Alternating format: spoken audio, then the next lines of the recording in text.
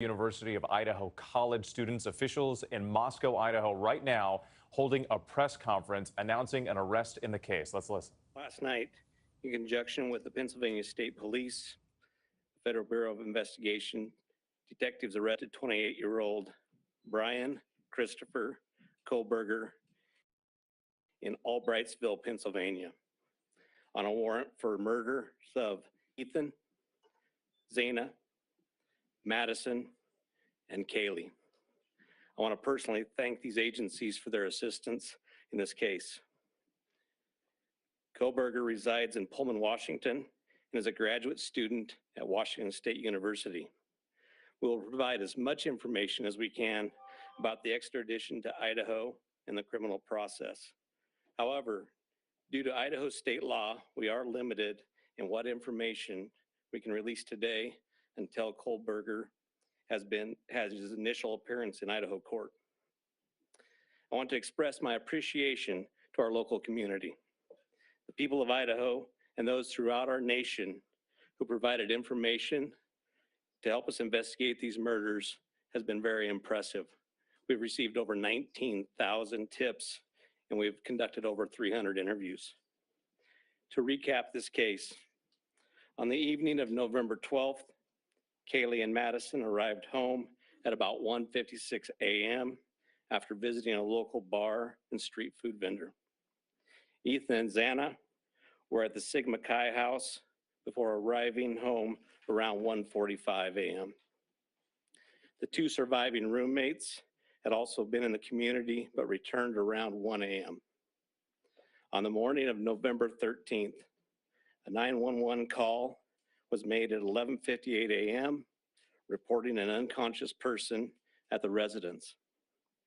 The call came from inside the home from one of the surviving roommates' cell phones.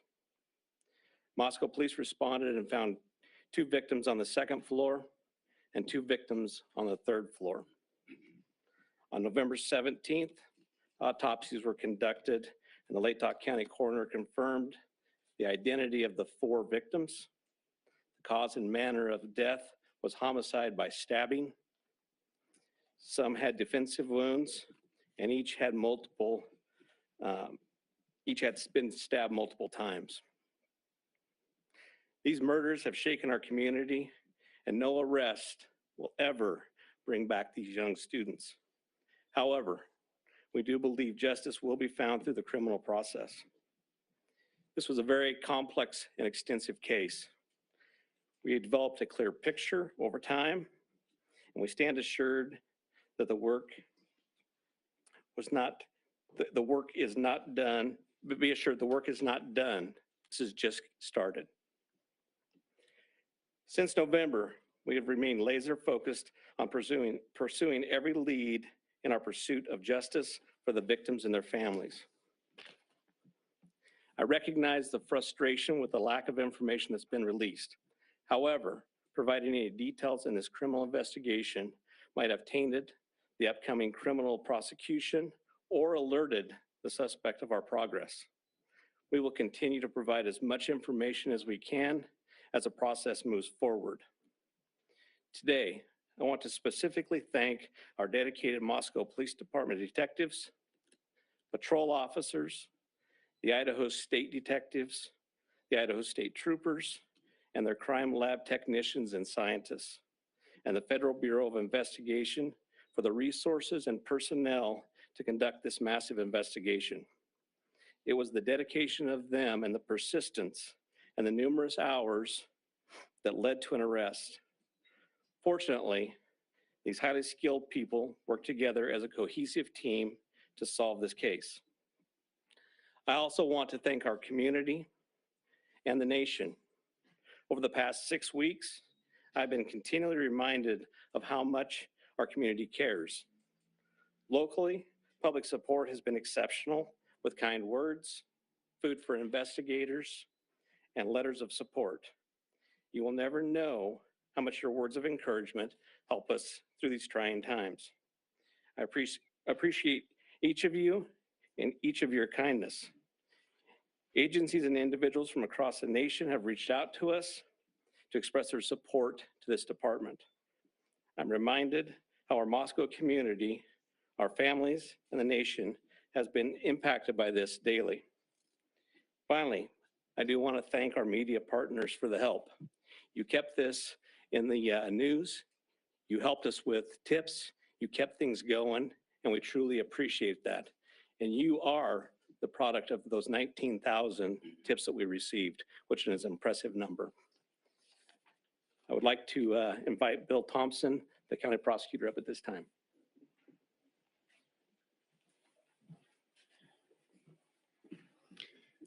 Good afternoon, folks. My name is Bill Thompson. I'm the Latah County prosecutor. And it's sad to be here, but happy to be here at the same time. As Chief Fry indicated, a criminal complaint was filed yesterday here in Latah County, charging the defendant, Mr. Kohberger, with 4 counts of first-degree murder, in addition to felony burglary, which involves entering the residence with the intent to commit the crime of murder. Mr. Kohberger, and let me preface, there is a pending case now in court, and I and my office and the investigators have to live with the restrictions that our Supreme Court places on pretrial publicity. That said, I promise you we will share with you through the court process or otherwise whatever we are allowed to. I just appreciate your patience on that. The factual basis for the charges are summarized in what's called a probable cause affidavit that is on file with the court. According to the rules of the Idaho Supreme Court, that is sealed until Mr. Kohberger is physically back in Latah County and has been served with the Idaho arrest warrant. At that time, we expect that that affidavit will be available to you so you can share the true facts with all of your readers and your watchers and your listeners and all of the people who are interested and really need to know what's going on. So please have patience with us on that. We hope to get that to you as soon as we can. As far as Mr. Kohberger, I can share with you that he is a graduate student at Washington State University and has an apartment residence over at Pullman. He has had an initial appearance in front of a judge in Pennsylvania. He is being held without bond, and the warrant from our magistrate judge here also provides for no bond. We understand that he's scheduled to be back in court in Pennsylvania next Tuesday afternoon, and that a public defender has been appointed for him there. The process at this point is, since he was arrested in another state, he has the opportunity to either waive extradition and return voluntarily to the state of Idaho, or if he prefers not to waive extradition, then we will initiate extradition proceedings through our governor's office. If we do that, it can take a while for him to get here. So again, I'm asking for your patience and understand that's just the way the system works. Once he gets here, he'll have an initial appearance with our magistrate. They'll deal with issues such as making sure competent counsel is representing him, and the case will be scheduled for further hearings. Your primary source of factual information is going to be the court record, because that's what the Supreme Court says we need to refer you to. So please pay attention to what's going on in court and have people there to watch and hear what's being said. As an attorney, myself and my office, we are limited on what we are allowed by the courts to say outside of the courtroom. So please just work with us. Finally, as the chief indicated, this is not the end of this investigation. In fact, this is a new beginning. You all now know the name of the person who has been charged with these offenses. Please get that information out there. Please ask the public, anyone who knows about this individual, to come forward, call the tip line, report anything you know about him to help the investigators and eventually our office and the court system understand fully everything there is to know about not only the individual, but what happened and why. Next, I'll introduce Colonel Ked Wells from the Idaho State Police. Thank you. Well, good afternoon. My name is Kedrick Wills. I serve as the director of the Idaho State Police and certainly want to express our appreciation for your attendance here today. These tragic murders took 4 young, vibrant lives from our community. Nothing we do can bring them back. The only thing that we can do in law enforcement to honor their memories that we know of is to bring this to a successful conclusion. This has been a very difficult time for the families, the university, the community, and the state of Idaho. However, it is also proven that communities come together in tough times. Certainly appreciate the support of the local community and our national audience that has been following us as our investigators have worked through this case. I'm thankful also to you, the media partners, who have helped keep this case in the forefront that generates the tips and we hope will continue to generate information that will help us to a conclusion of this proceeding. I'd like to express our appreciation on behalf of the Idaho State Police to Chief Fry, his leadership, and the entire Moscow Police Department for the way that they handled this from the very beginning. He directed the right people to the right positions that led us to this conclusion today. I've had the utmost confidence in this investigation and in Chief Fry, as well as in Mr. Bill Thompson and the Latah County Prosecutor's Office, who've been a great partner throughout this. Nothing has deterred the commitment of the investigators who've worked on this case, regardless of the organization they represent. It's been very trying and very difficult, as you know, that it has been on those investigators as they do the tedious work that they're so good at doing. The partnerships is what's led here as well.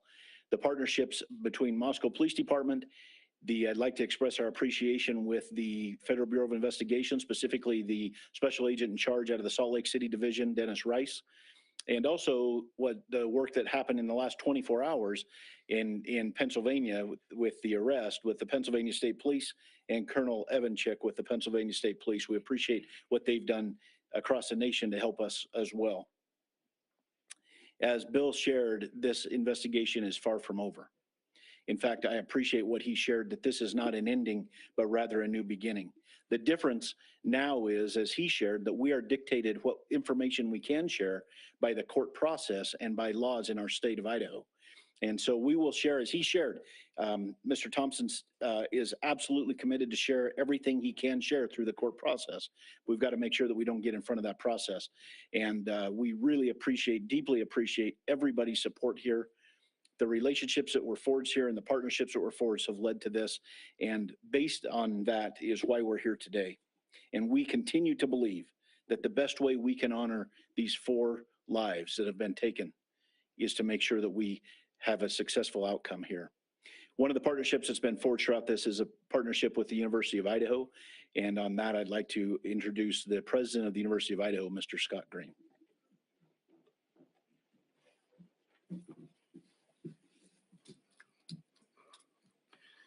Thank you. Good afternoon. Scott Green, President, University of Idaho. Today's news and arrest is a welcome one. It's relief to our university, our community, and our extended Vandal family. The outpouring of support over the past 6 weeks helped sustain us during the most trying time. It provided the strength that helped us navigate the international scrutiny visited on our students and employees. We are truly thankful for the compassion and acts of kindness shown to our community.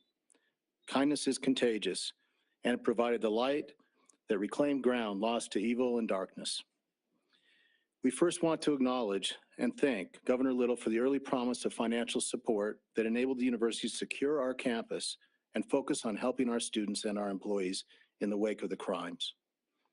We also appreciate the Idaho State Police and the highly visible security presence that brought comfort and calm to a community shocked and confused by the senseless crimes. We never lost faith that this case would be solved and are grateful for the hard work of the Moscow Police Department and their law enforcement partners. Vast and committed FBI resources brought important expertise to this complex case. Across the board, dedicated, highly competent personnel worked this case to arrest. This crime has nevertheless left a mark on our university, our community, and our state. While we cannot bring back Maddie, Kaylee, Xana, and Ethan, we can thoughtfully and purposefully carry their legacy forward in the work that we do. Our students come first, and that was proven each and every day of this investigation. We are committed to safely delivering the college town atmosphere, campus experience, and high-touch quality education for which the University of Idaho is known. With time, we will heal. We will move forward together, and we will remain Vandal strong. With that, I'd like to turn it back over to Chief Fry.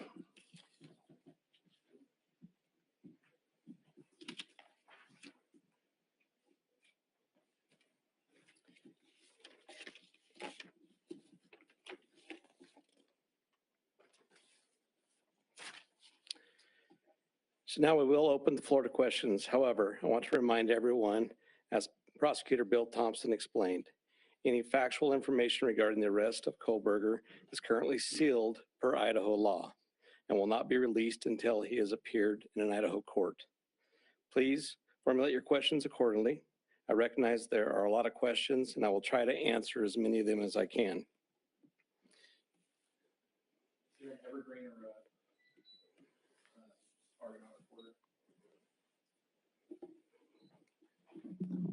Lauren Patterson, Northwest Public Broadcasting, Spokane Public Radio. I realize the records are sealed. I guess I'm not too familiar with how it works, but can you tell us what tip, what lead, what piece of evidence really led you all the way from Idaho to the suspect in Pennsylvania?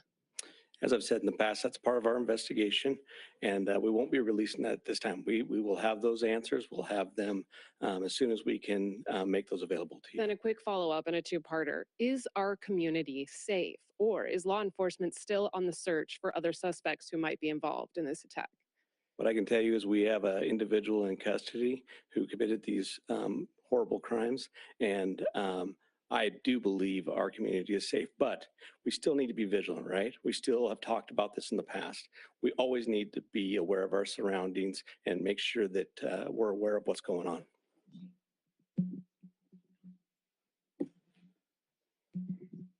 Hi, Chief. How soon into the investigation did police and law enforcement begin to spot Mr. Kohberger as a potential suspect? And a follow-up, how many tips, if you can say, were specifically related to Mr. Kohberger? To the tip part, honestly, I can't answer that question, so I'm not even going to speculate on that. On the other part, that's part of our investigation, and it will come out. I'd like the mic to please come right over here. Thank you. Dana Griffin with NBC News. Can you confirm that Kohberger asked whether or not anyone else had been arrested when he was in custody? I cannot confirm that, or I'm not sure of that information, but that would still be a part of our investigation. Did CODIS initially return any hits on this guy? That's still part of our investigation. That will come out. If we could get somebody over here, please. And then one final question. Is there any message to the online sleuths who slandered and harassed people who they believed were responsible? There was a lot of speculation going on, and we've always said from the very beginning that we're the official message that comes out, and to pay attention to what we're putting out there to the press. I'm Nancy Liu with NewsNation, and we were over at the house this morning, and you told us that the remediation would begin today. It was suddenly stopped. Can you tell us why? Yes. The house cleanup has been halted, and that came by a legal request from the court. Christina Corbin, Fox News. Chief, have you identified a motive? That is part of the investigation, and that will come out as we continue the investigation. But what we still ask is for people to continually send us things in the tip line. We are still looking for more information. We're still trying to build that picture, just like we have stated all along. We're putting all the pieces together, and that will help.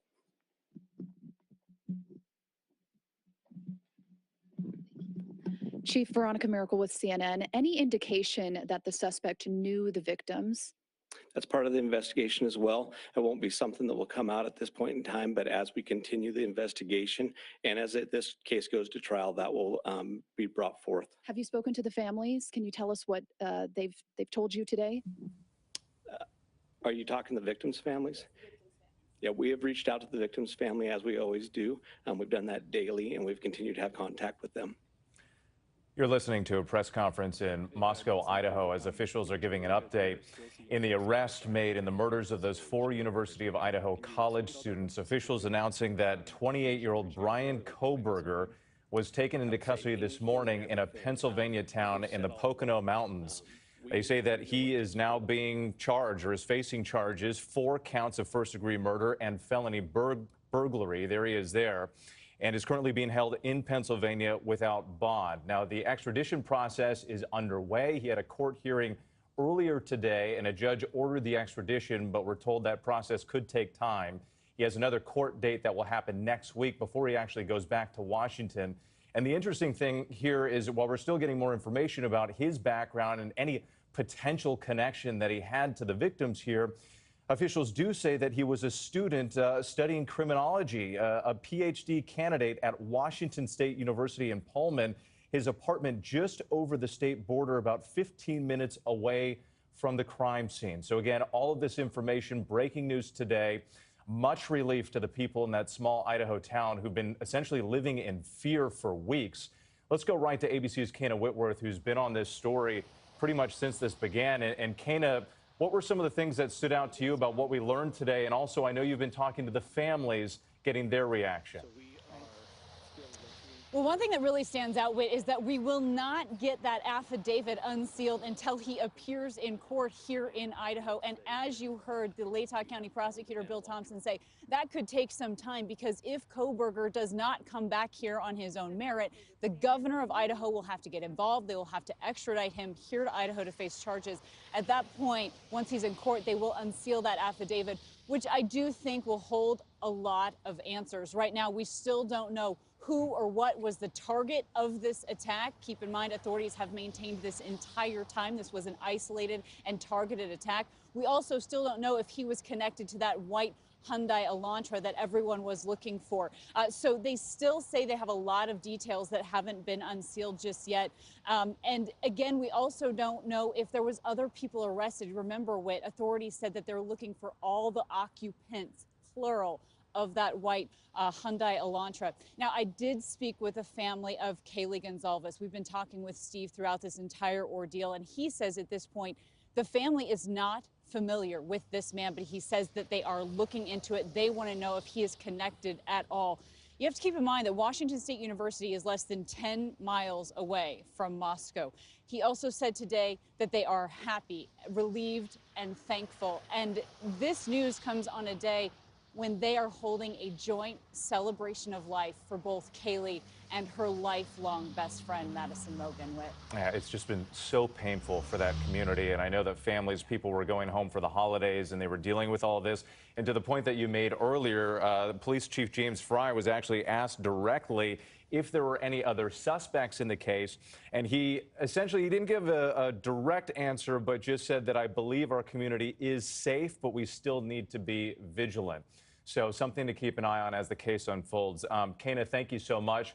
I do want to go to ABC's Matt Rivers, who's joining us now from Pennsylvania, this town in the Poconos Mountains where the suspect was taken into custody. Matt, what more are you learning about how this played out overnight?